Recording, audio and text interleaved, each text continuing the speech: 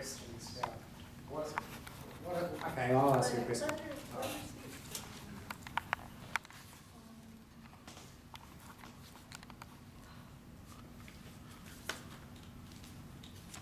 What's your reaction and your advice to reach your peers? Most of the students that I know or young people have a really short attention span. And they don't really listen unless you have some catchy phrase that they're interested in. They like to hear about social justice, so if you tell them it's about that, then they might read a little bit about what you want to say, but they like less reading and more visual effects, and they want to see like a really short video or like a really interactive, like engaging video, like where words flash in front of their face. And they think they learn a lot that way. You know, I think it's better to read a book about it. But they're more likely to get involved if there's a really good social media page like on Facebook or Twitter, and they can watch all the videos and learn all about the page that way and the cause. And they might follow to a website if they get interested in the page. And if there's a lot of shareable content that they want to share with their friends, then that's a great way to get more people to like the page. Is there a big concern about debt, like student debt? Is that heavy on people's minds? Yeah, that probably would catch a lot of people's attention. Is that debt like a foregone conclusion, or do people think that it could go away somehow, or they just think, wow, that's just part of life and that's what you No, have to do? yeah, because they just passed tuition in New York for public schools, like for a 4-year education at a state school. And there's also talk about, like, everybody wants to forgive our student loan debt. So if you would talk about student loan debt, they think that something could happen because something really did just happen in New York for school. It's a conversation that's already started. Yeah, yeah. So if you could bring up student loan debt, I'm sure the young people wouldn't want to listen to that. I've heard of a lot of people that start out going to a private school and they drop out after a year or two, so they still struggle getting a job that can really pay off their debt, and they're just stuck with like $50,000 for 1 or 2 years. So what made you become a reader when the peers you're describing aren't, and what hope is there that some of your peers will read in addition to this way in that you're suggesting?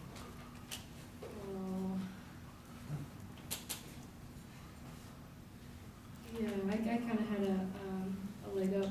I had a better education than a lot of people.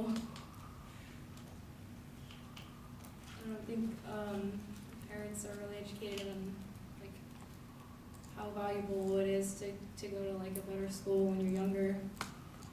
So by the time they're older, they're not interested in education anymore, and they think it's over for them.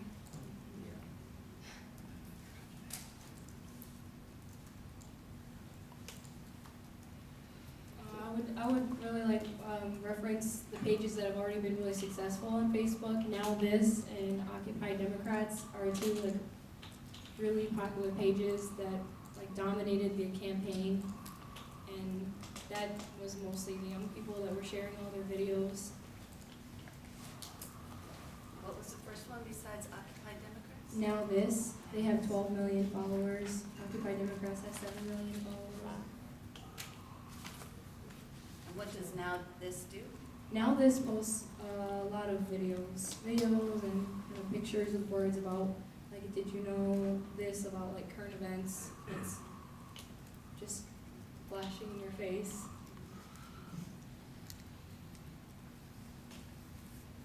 Do you have some friends and contacts that make those videos? I mean, probably a social media manager could be able to do it. There's a lot of people that are getting into that. Do people your age know they have some political power? Like, are they aware of like a block of votes that they have and that they can influence and impact an election? Do they have that like idea? Is that bantered about anywhere on the blogs and the pages? I think think the person that really got their attention was Bernie Sanders. They would have voted if he would have stayed in the election, Yeah. I think. And then when he dropped out, they gave up. Me and Bob, O.T. and Stevens O'Hagan went to see Bernie Oh, in yeah. Evanston.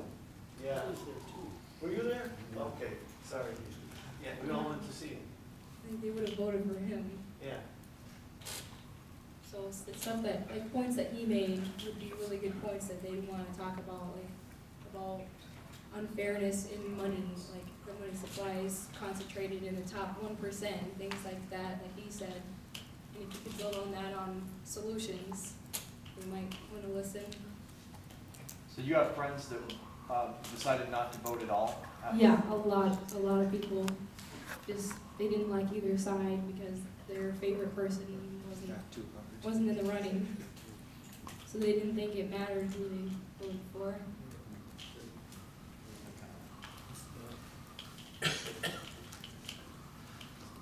They made him a super senator. He's not the president, but they kind of made him a super senator. All right, thank you so much for that.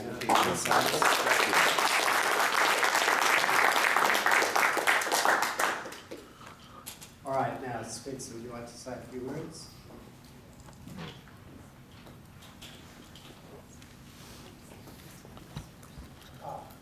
This is Spencer Veale. You live in Barcelona, right? I'm actually just came back from Barcelona and will not be going back. I'm here in the States until the end of the year, and then I'm off to South America for next year. I'm kind of in exile while I'm working on getting the organization launched because it's much cheaper to live and work out there. We can't hear you. Can't hear me. I don't know, but am I okay? Can you hear me now? Yeah, speak up. Speak up. Okay. Anyway, I've been working on getting this organization, the website and the organization up and running the past couple of years. Anyway, I just wanted to give you guys a little bit of information about what we have in mind, what we are planning to do. And, you know, I've talked to a couple of you guys on Skype, and, you know, I'm definitely happy to discuss, you know, how do we cooperate and what avenues for collaboration there are. So, we kind of, you know, going with the positive money idea is basically we're trying to create a national conversation on this subject, get this issue on people's radars because it's something that they're not aware of. And so, you know, the way we see that, you know, how you do that is you start with the low-hanging fruit and you build your way out until hopefully you hit a tipping point where in a crisis situation you can, you know, pass a reform bill. There are a whole variety of activities that we plan on engaging in order to help grow awareness and the discussion. We have a lot of things to work with, things that are kind of cards in our hand that we already have to work with. So, I mean, there are a number, I mean, obviously there's already the legitimacy and credibility that Positive Money has built up with, you know, Martin Wolf, Martin Sambu talking about this. There's also, I don't know if you guys have talked about Lawrence Kotlikoff, who, you know, proposed basically a, huh? You wrote Jimmy Stewart. Exactly. So this is limited purpose banking is basically a variant of the proposal. And if you look at who endorsed or praised this book, it's, you know, it's all the biggest mainstream economists in the country. I don't know if they understood what they were endorsing, but there is potential there to possibly leverage their names and credibility. And so we have a relationship with Kotlikoff, and we are trying to develop that. Then, you know, there's a lot of similarity between our ideas and the MMT people. There are differences, also, and I've been engaging in an at-length discussion with some of the MMT people to try to figure out, this is what Fran's talking about is, we should try not to see each other as rival groups, but how can we build on our similarities and kind of, present a united front as much as we possibly can. I mean, MMT, the Stephanie Kelton of MMT was Bernie Sanders' economic advisor. And a lot of the elements of what they are talking about are very similar to what we want. And maybe we can, maybe through dialogue we can get them to come around to some of our points, and maybe they have some things to teach us. But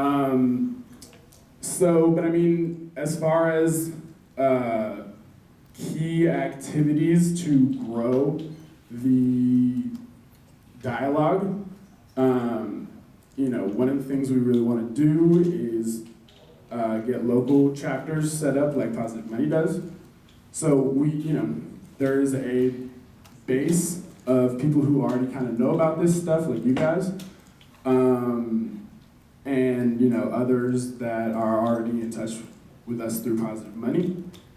So if people can start local chapters like that, that can be something to build on. Then the other thing we want to do is we want to reach out to as many of these economists that endorsed the Kolikoff book, kind of get them hopefully to participate in a conference. Then you can also try to, going back, this is the low-hanging fruit idea where you can kind of approach already existing organizations that are likely to be receptive to this concept and approach the leadership, get them to understand, then you bring them out to the conference with the economists who have credibility because they're economists, and then they can start to have more confidence that this is a real credible thing, and then they can go back to their organizations and kind of bring their flock on board. And then you have more people to kind of participate in the local chapters, and then you can have reading groups. You can have trainings for people to help them bring their networks on board. We also want to be writing articles commenting on the relevance of the proposal, the critique of the current system in the context of current events. So an example of that would be, Hillary Clinton just came out with her book saying, we wish we wanted to propose big, bold, creative ideas like a basic income or a carbon tax or something like that, but we just couldn't figure out how to make the numbers work. Well, if they were considering what we're talking about, maybe that calculus would have been different, right? So, and that's something that we and the MMT people are totally on the same page about. So this is a big point, is kind of discrediting this excuse for not doing any things that everybody would like the government to be doing by saying, well, we just can't afford it, right? So that's a big thing that we would like to be doing. Another thing we want to do is Positive Money's videos have been one of their most effective means of communication. So, we are in contact with the guy who did their videos, and we are planning on doing American versions of those videos. And, as we go, if that's the most effective medium, we can continue to use that, assuming there's funding. So, anyway, this is kind of the range of tools that we kind of have at our disposal that have already shown themselves to be effective, and that's what we want to be working on. So we hope you guys will be interested in helping us get the message out there. Of course, I mean, we basically have the same proposal, and in general, we just want to be there as a resource to help those who are interested in promoting this idea promote it in whatever way they are best equipped to. So whatever it is you bring to this effort, we want to nurture that and support that so that you can help advance the goal. Let's take some questions. Absolutely. Okay. I have two questions. One, what's the name of the website? Is it online yet?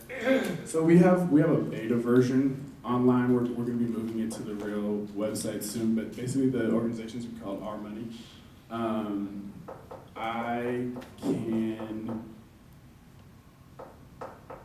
I can get you guys, I mean, I don't have it off the top of my head, the website for the beta version, but we can get this emailed to you guys, and when we have when we move it to the official domain name, we can absolutely get that to you guys. So my other question is, your advice to us, should AMI be concerned about its competition? Let's say that IMR has a group and Positive Money has a group. They all establish really strong presence in the United States. Should we feel any competitive pressure, or can we just cooperate and someone say, hey, more the better? We all have different nodes or different ways of reaching out. I think it would totally be self-defeating to see this as a competitive thing. I think we and we can get into more detail, but I think fundamentally we want basically the same thing.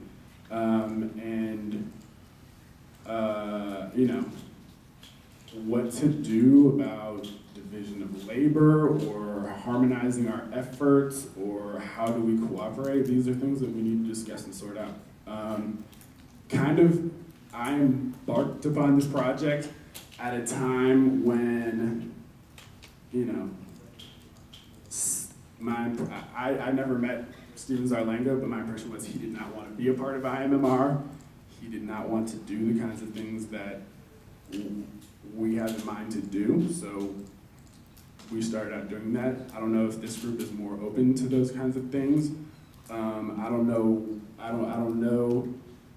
exactly how to sort out this relationship now, but this is something that we need to discuss, right? We have a website that I spent the past 2 years building. So, and I think Our Money, it's important to have a name for a campaign organization, like Our Money. But anyway, these are all things that we need to discuss, clearly. Any other questions? As long as the competition doesn't sink to the level of backstabbing, Of course. There is a line, and you have to be really careful about the line, but we can each push our own version of things, and we can each give an honest critique of the proposals of the other groups, but we shouldn't make personal attacks on their behavior or whatever. And as long as the competition is honest and constructive, the competition can actually be a plus. And we can still have links to each other's organizations and say, this is how we see it, this group sees it slightly differently, here's the differences, here's the similarities, here's the group. Right. Absolutely. And that gives you a good blend of cooperation and competition where we each keep our own identity, but we each acknowledge that there's other people doing very similar things who deserve support as well. Absolutely. So, for instance, just as a model for what you're talking about, our relationship with the MNT people, a lot of that, Bill Mitchell and Randy Ray have just been totally kind of like derisive of kind of like our proposal, right? And so, to me, it's just like, geez, these people are pretty similar in spirit to what we're trying to do. Like, why are they treating us like this? And so I managed to get in touch with Rohan Gray, who's my monetary network, and some of you may know him. Anyway, he's been very interested in engaging with me in a very long dialogue, and we're trying to figure it out. We're trying to see eye to eye. What is he seeing that I'm not seeing? What am I seeing that he's not seeing? And so I think we have a lot more in common than we have separating us. I don't think we want to be attacking each other publicly. I think, if you guys have criticisms of us, I'd like for you guys to come talk to me about it so we can try to sort it out rather than bringing each other, down through infighting. This is a very easy trap to fall in that I hope we can avoid. And I'm happy to talk, and I'm happy to kind of, put our heads together and try to see the whole board, see the whole public. Hey Spencer, Howard Schweitzer here. Yeah. I've run into you a few times Sure. out there. Sure. And appreciate the effort here. And I just wanted to speak to the what you mentioned about not sure where we are at this point. But I just wanted to say that your description of what you were wanting to do and strategies and all of that kind of stuff are exactly what we're talking about at this point. With Stephen's passing, of course, there's a shift in how we're intending to operate and get the word out, just like that. So appreciate being a part of IMMR. Is that right? Did I get those numbers? Yeah, as an international movement, it really has to be. Any other questions?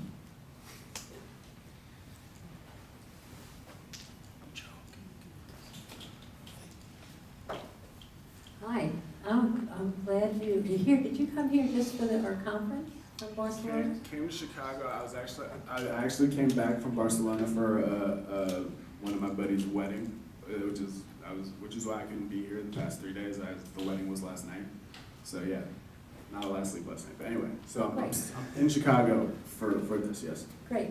My question is that in your organization, where you're bringing the different groups together, is there a regular meeting of representatives from the group where they're interacting with each other and talking to each other? Are you bringing different groups together? Are you talking about local chapters? Are you talking about a group of just people who want to be involved?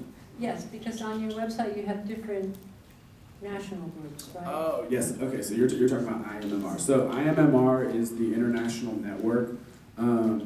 Because I've been in Europe the past 3 years, I've been able to go to the IMMR meetings.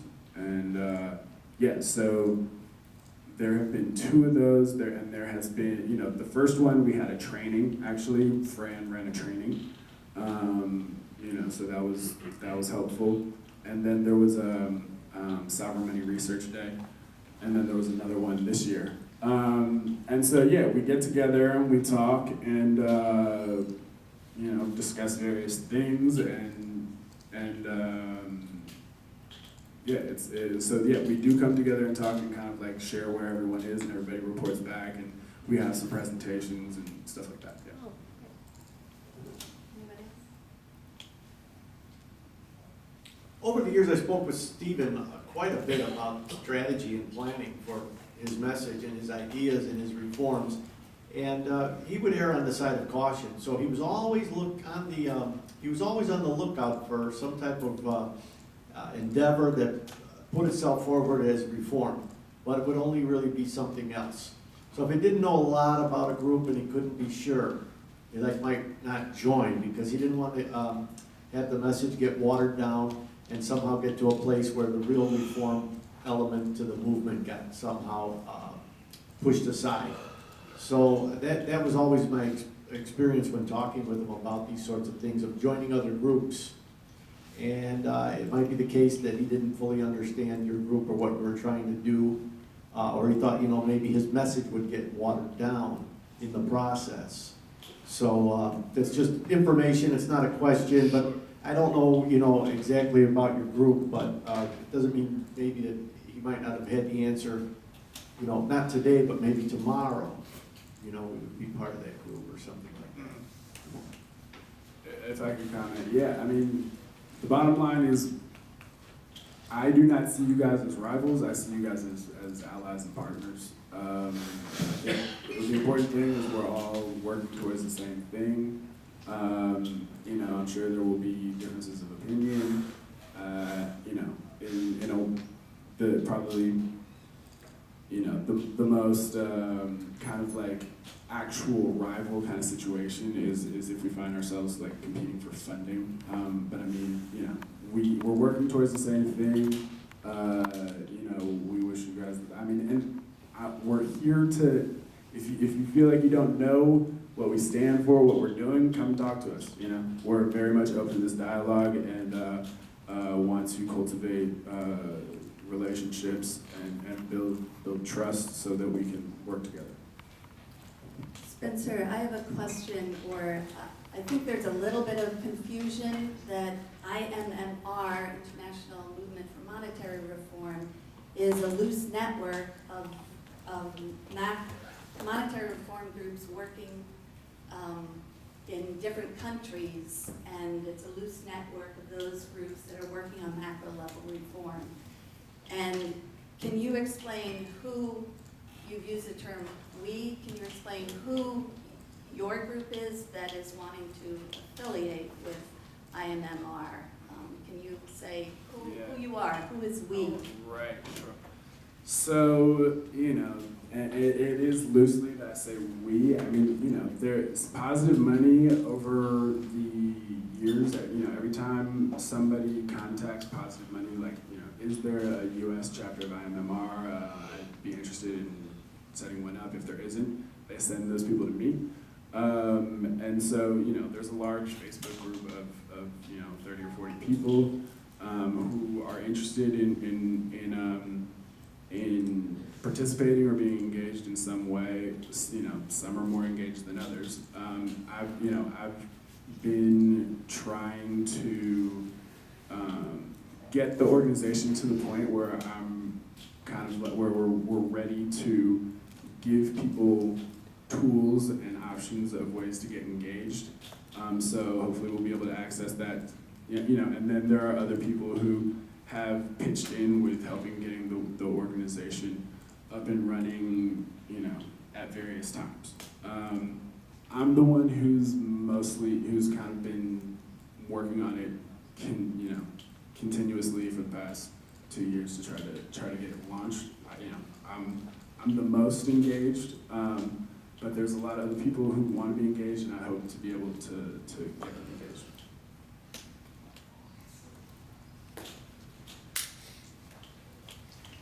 Hi, Spencer. So I'm really happy to hear what you just said, that the folks that Positive Money from the UK referred to you.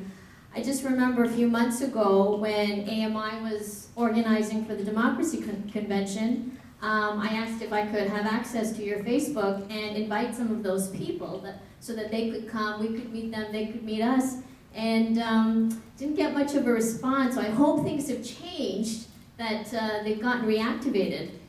Yeah, I mean, the Facebook group is not very active. There are people that are there that I'm hoping to be able to tap into.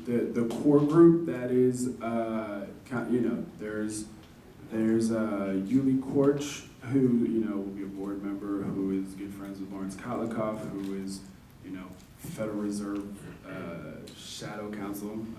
Maybe that's not something to put on your CV in this group. But anyway, he's also good friends with Michael Krumhoff, and he's interested in doing this, and he's a partner. There's also a friend of mine back from Oakland who, you know, I was in the reading group with him when we were first learning about all this stuff. He's been helping me get the website up and going. It's hard to get people engaged without having, I mean, where, you know, you're giving them kind of tasks to help, you know, just, you know, tasks that are no fun, that you're trying to get the website up and running. This is not the fun, you know, part of the process. You know, this is just hard, you know, unsexy work, and, you know, hopefully once we get the organization up and running and you have the tools to get people engaged in a way that's easier and more, you know, fun and interesting, it'll be easier to reactivate some of these people, but we'll see. So I'm not familiar with IMMR, and I know you mentioned there's like a loose affiliation.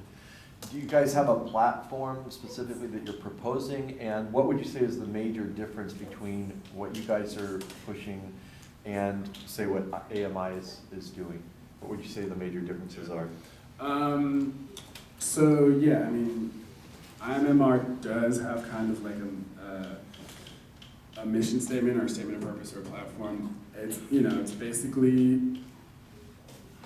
mean, you know, there's like 3 points to it. There's debt-free money creation, taking away the bank's privilege of money creation and spending the money into the real economy, basically. So, you know, that, I mean, you guys want to take away the bank's power of money creation also, right? And so those are the 3 things. I mean, our proposals are, on those fundamental aspects, they're identical. One thing that came up earlier in the discussion with Fran, you know, you guys want to say where the money's going to go in the NEED Act. How the money will be spent is in the same bill with monetary reform. So, you know, what I would have said if the question had been posed to me is, I think I totally understand your point that, well, you got to show people the goodies in order to motivate them. And so our hesitation with that, our caution with that, is we want to say, look, you know, whatever it is that you want, whether you're somebody on the right who wants tax cuts, or you're somebody on the left who wants to build infrastructure, there's going to be more money for all of that once we get this done. Now, let's get it done first, and then you guys can go fight over how it gets done, right? So you know, I think the danger, if you say this is how all of that is going to be sorted out, and try to and have that attached to the monetary reform proposal, is then maybe the divisiveness of somebody's not happy with how that money was allocated is not going to support the monetary reform aspect. Whereas we want to just get that done, and that, because even if we get that done and it's spent in the worst possible way, the advantages are still huge. All right, thank you very much.